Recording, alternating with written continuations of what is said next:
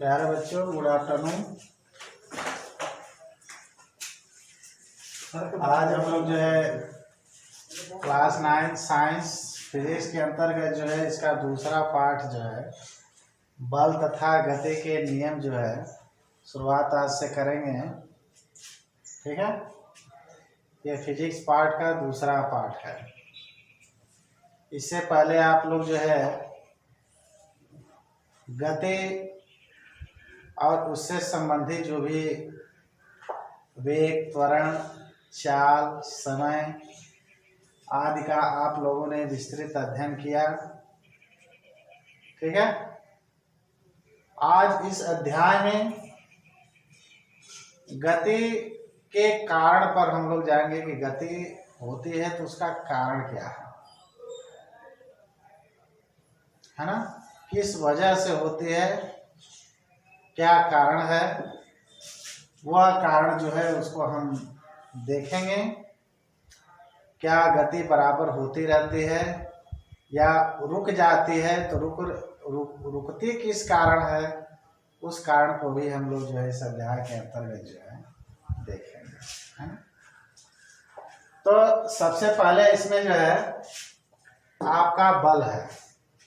बल 6, 7, 8 में भी आप लोग जो है इसके बारे में पढ़े होंगे, इसकी परिभाषा भी आप लोग रटे होंगे, याद किए होंगे, है ना, कि बल वह धक्का या खिंचाव है जिसको जो है अवस्था में, आकृति में सब परिवर्तन कर देता है।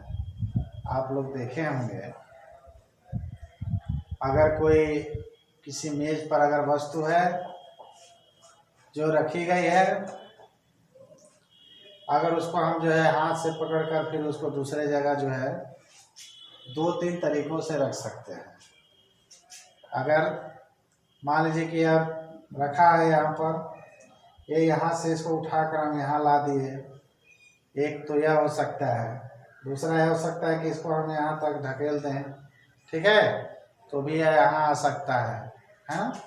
यानी यहाँ पर लाने के लिए जो है हम या तो इसको उठाकर हम यहाँ रख दे रहे हैं या उसको धकेल कर वहाँ रख दे रहे हैं। दोनों स्थितियों में आपने देखा कि आपके द्वारा कुछ लगाया जा रहा है, ठीक है। यानी जो लगाया जा रहा है, आप धकेल रहे हैं तो भी कुछ लगा रहे हैं, या फिर आप उसको उठाकर रख रहे हैं तो भी कुछ आप लगा रहे हैं, है ना। कुछ लग रहा है जिसके कारण जो है वह कार्य संपन्न हो रहा है ना। तो बल वह बाह्य कारक है जो किसी वस्तु की स्थिति, आकार, अवस्था में परिवर्तन कर देता है ना। इसमें 3 चीज दिया है कि स्थिति, आकार, अवस्था। इसको बारी बारी हम समझ लेते हैं, अभी आपका बल क्लियर हो जाएगा। पहला दिया है कि स्थिति में परिवर्तन, ठीक है। स्थिति में परिवर्तन, मान लीजिए कोई वस्तु खड़ी है, तो खड़ी हुई स्थिति में है, आप या पत्थर का जो है बड़ा सा जो है मान लीजिए कि टुकड़ा है लंबा सा, वह खड़ा है ना। उसको हम जो है ढकेल कर जो है इसको इस तरह हम कर दिए, ठीक है। तो यह इसकी स्थिति में परिवर्तन हो गया। यह परिवर्तन किसके कारण हुआ है, तो बल के कारण हुआ है।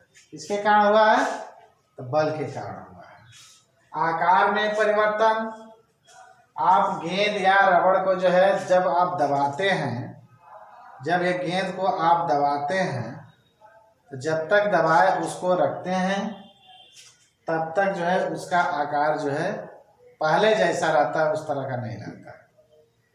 पहले जो आकार रहता है उसका, उस तरह का आकार वह नहीं रहता, वो बदल जाता है, ठीक है। रबड़ है, उसको आप दबा देते हैं तो उसका जो है क्या है, मोटा है तो थोड़ा पतला हो जाता है। यानी आप देख रहे हैं कि आकार के कारण भी जो है आकार में परिवर्तन भी जो है हो रहा है। तीसरा चीज है अवस्था में परिवर्तन। गति अवस्था से विराम अवस्था और विराम अवस्था से गति अवस्था। जब एक कोई गेंद लुढ़कती हुई हमारे पास आती है, उसको हम पैर से या हाथ से जब उसको हम रोक लेते हैं तो वह विराम अवस्था में आ जाती है। और जब एक फुटबॉल है वो नीचे रहता है, पड़ा रहता है, जब उस पर हम किक मारते हैं पैर से अपने, उसको हम मारते हैं तो वह गति अवस्था में हो जाता है, यानी अवस्था परिवर्तन भी यह कर रहा है।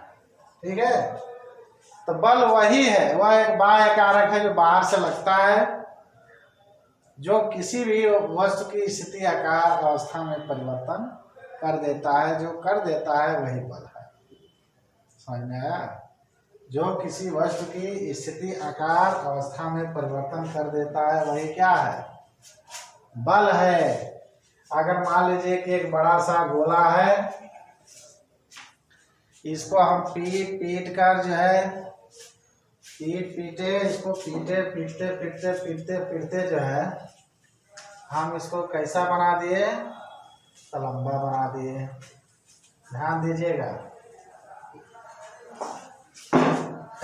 एक गेंद है, इसको पीट कर जो है क्या बना दिया है? इस तरह का लंबा बन गया है।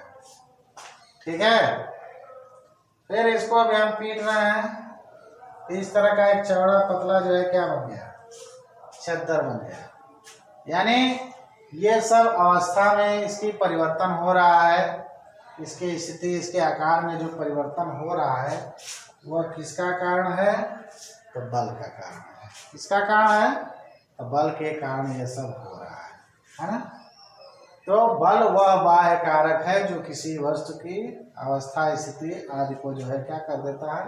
परिवर्तन कर देता है। बल अनेक प्रकार के होते हैं। विद्युत बल है, घर्षण बल है, उसके बाद गुरुत्वाकर्षण बल है ना? तमाम तरह के पेशीय बल है। ठीक, तमाम प्रकार के बल आपके हैं। आप लोग उसको पिछली कक्षाओं में पढ़े होंगे। फिलहाल यहाँ जो है हम बल के बारे में संतुलित और असंतुलित बल पढ़ेंगे जो आपके पाठ्यक्रम में।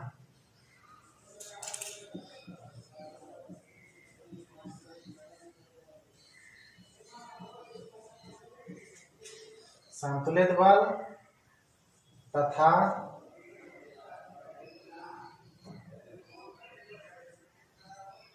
असंतुलित बल।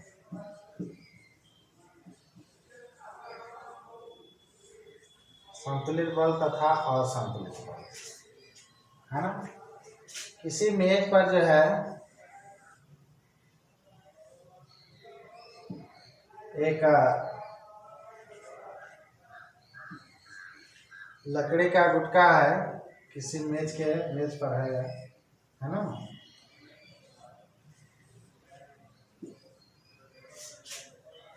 इसको जब इधर बल लगाया जा रहा है, खिसकाया जा रहा है, तो इधर खिसक कर चला रहा है।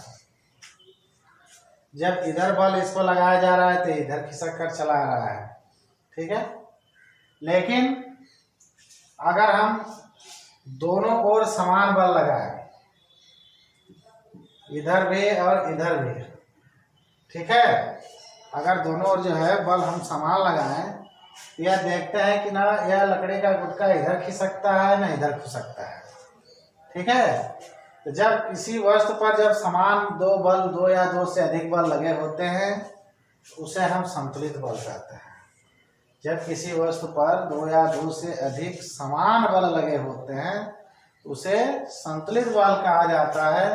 जबकि जो असमान होता है उसको क्या बोला जाता है? असंतुलित बल बोला जाता है ना? संतुलित और असंतुलित बल यही होता है। ठीक है, एक जैसे मान लीजिए किसी बॉक्स को आप किसी खुरदरे फर्श पर खिसकाते हैं, जब तो जितना आप बल लगा रहे हैं नीचे से भी खुरदरापन है उसके कारण जो घर्षण बल लग रहा है वो भी आपके बराबर लग रहा है। तो जब आपके बराबर लग रहा है कि दोनों बल समान हो गए हैं, एक जो नीचे से घर्षण बल लग रहा है और ऊपर से जो आप बल लगा रहे हैं, तो दोनों का जब बल समान हो जा रहा है उस स्थिति में वो बॉक्स ना इधर उधर होता नहीं है। लेकिन जब ही आप थोड़ा बल और बढ़ा, मान लीजिए कि 2-3 लोग और आ गए, हाँ भैया थोड़ा खिसकाओ, जल्दी से खिसक नहीं रहा है, 2-3 लोग और जब उसको खिसकाने लगते हैं तो आपके द्वारा जो लगाया गया बल होता है और नीचे का जो लगा हुआ घर्षण बल होता है, तो आपका बल अधिक हो जाता है और नीचे से जो घर्षण बल लगता है वो क्या हो जाता है, कम हो जाता है, जिससे यानी वह असंतुलित बल हो जाता है, असमान हो जाता है। वह असंतुलित बल हो जाने के कारण वह क्या होता है, वह बॉक्स खिसक जाता है। साइकिल चलाते हैं आप लोग, साइकिल का जो पैडल होता है, पॉडिल जिसको बोलते हैं, उसको जब तक आप दबाएंगे, जब तक उसको चलाएंगे, तब तक साइकिल चलती है।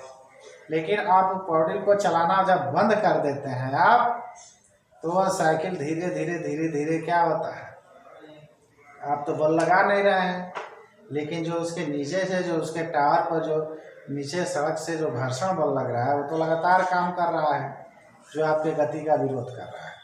आपके द्वारा जो बल लगाया जा रहा है उसका वो विरोध कर रहा है।